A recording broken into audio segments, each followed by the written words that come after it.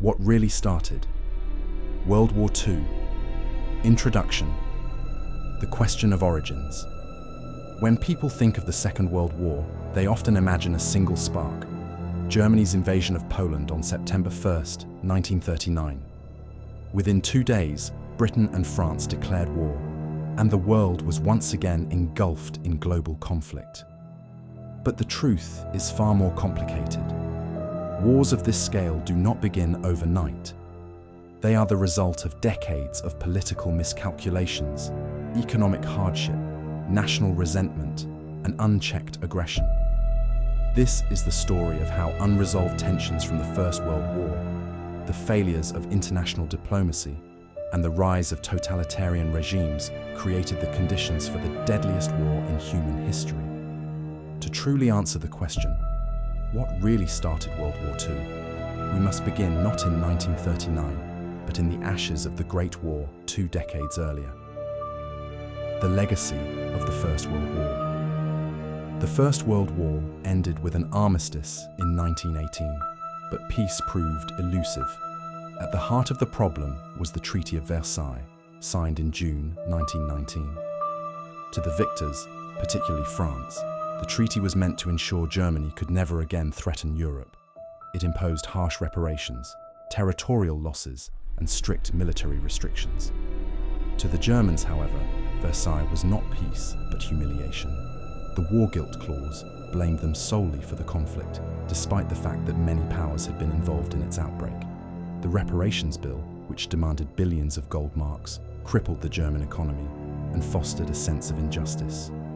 Politicians of all stripes denounced the treaty, and extremist parties promised to undo it. Versailles also reshaped the map of Europe. New nations were born: Poland, Czechoslovakia, Yugoslavia, but they were fragile, surrounded by enemies, and often divided internally. Meanwhile, empires collapsed: Austro-Hungarian, Ottoman, Russian. Out of this turmoil emerged both opportunities and dangers. Most dangerously, Versailles failed to secure lasting peace. Instead, it planted seeds of resentment that would be exploited by Adolf Hitler and his Nazi movement years later. The failure of the League of Nations. To prevent another global catastrophe, the victors established the League of Nations, an international body designed to arbitrate disputes and preserve peace. But from the start, the League was fatally flawed. The United States, whose President Woodrow Wilson had championed the League, refused to join after the US Senate rejected the treaty. Without American power, the League lacked teeth. Its reliance on collective security, the idea that all nations would unite against an aggressor, proved unrealistic when national interests clashed.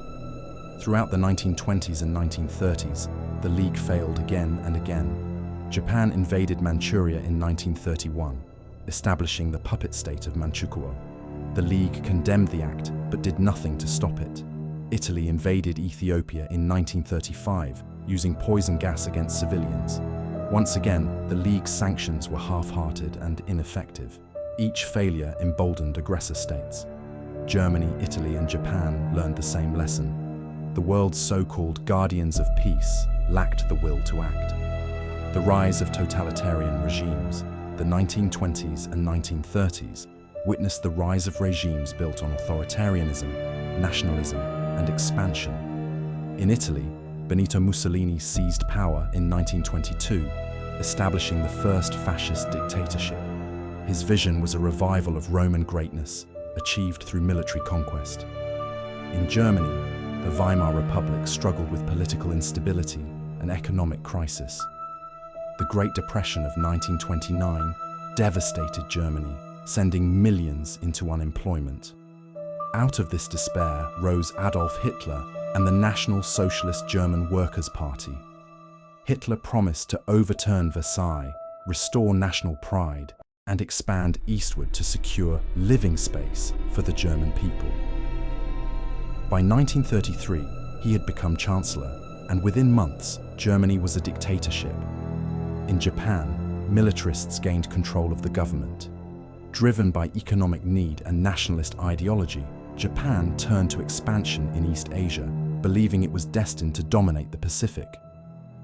These three powers, Germany, Italy, and Japan, shared a common vision. They sought to expand their territories, remake the global order, and challenge the democracies of Britain, France, and the United States. Economic chaos and global depression. Underlying these political developments was the economic collapse of the Great Depression. Beginning in 1929, stock markets crashed, banks failed, and trade collapsed. Democracies struggled to cope with mass unemployment and poverty. For extremists, the Depression was an opportunity. In Germany, Hitler used economic despair as proof of the failures of democracy and capitalism. He promised jobs, stability, and renewal, while scapegoating Jews, communists, and foreign powers. Meanwhile, the democracies of Britain and France, crippled by economic weakness, became increasingly reluctant to confront aggression abroad. Domestic survival took precedence over foreign entanglements. This imbalance, aggressors gaining strength while democracies hesitated, shifted the global balance of power. Aggression without consequences. By the mid-1930s, the pattern was set. Aggressors acted, democracies protested, and nothing changed. In 1931, Japan seized Manchuria. In 1935, Italy invaded Ethiopia. In 1936, Hitler remilitarized the Rhineland, directly violating Versailles. Each time, the international response was weak. The Spanish Civil War, 1936 to 1939, became a testing ground for new ideologies and weapons. Hitler and Mussolini supported General Francisco Franco's fascist forces, while the Soviet Union aided the Republicans. Britain and France remained neutral, fearful of escalation. For Hitler, Spain was a rehearsal for future wars, a place to test the Luftwaffe and the resolve of his enemies. By the late 1930s, Hitler moved boldly. He annexed Austria in 1938 in the Anschluss, greeted by cheering crowds in Vienna. Next, he turned to Czechoslovakia, demanding the Sudetenland, a region with a significant German-speaking population. Appeasement and the democracy's hesitation. The crisis over the Sudetenland brought Europe to the brink of war in 1938. But at the Munich conference, British Prime Minister Neville Chamberlain and French leaders chose appeasement, agreeing to Hitler's demands in exchange for promises of peace. Chamberlain returned home declaring peace for our time. But appeasement only emboldened Hitler. In March 1939, he broke his word, occupying the rest of Czechoslovakia. The lesson was clear. Hitler's ambitions could not be contained through negotiation. Yet Britain and France still hesitated. Haunted by the slaughter of the First World War, their populations resisted the idea of another conflict. Their militaries were unprepared, their economies fragile. They hoped, against reason, that Hitler's appetite could be satisfied. The role of the Soviet Union. The final twist came from the Soviet Union. Long isolated from European diplomacy, Joseph Stalin watched events with suspicion. The Western powers had shown little willingness to form an alliance with Moscow against Hitler. In August 1939, the world was stunned when Nazi Germany and the Soviet Union signed the Molotov-Ribbentrop Pact. The agreement pledged non-aggression and secretly divided Eastern Europe into spheres of influence. For Hitler, the pact ensured he could invade Poland without fear of Soviet intervention. For Stalin, it bought time to rebuild his military, even at the cost of handing Hitler a free hand in the West. The final road to war. On September 1st, 1939, German forces invaded Poland, unleashing a blitzkrieg of tanks, planes, and troops.